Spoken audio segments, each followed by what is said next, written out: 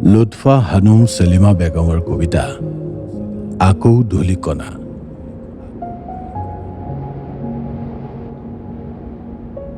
এজন সৰু ল'ৰাই বন্ধুসকলক কৈছিল, ধূলিয়ে হেনো খৰাপাতৰ সৈতে প্ৰায়ে জেদাজেদি কৰে, কোনে কাক পুতি পেলাব পাৰে।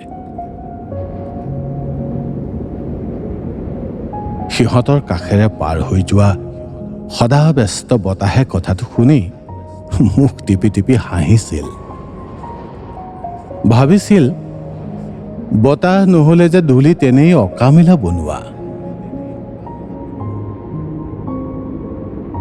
সি আৰু কৈছিল, ধূলি বৰ অহংকাৰী, কোনেও নেদেখাকৈ দেউকা নোহোৱাকৈ উৰি উৰি গৈ গৈ লাইব্ৰেৰীত থকা সকলো মহৎ লোকৰ লেখনিৰ দৰ্শনক পুতি পেলাব পাৰে ধূলিয়ে।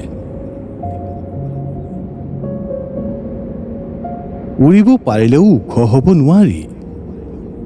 ল'ৰাহঁতে নাজানে সেই কথা।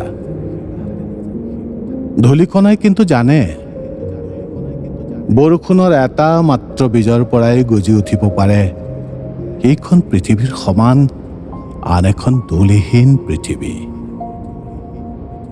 মানুহ ধূলিকণাইহে কথাবোৰ জানিও নজনাৰ ভাও দি দেও লগাত দোলাত উঠি ধুনাধুন কৰে বিশ্ব চৰাচৰৰ প্ৰজ্বলিত প্ৰপঞ্চ।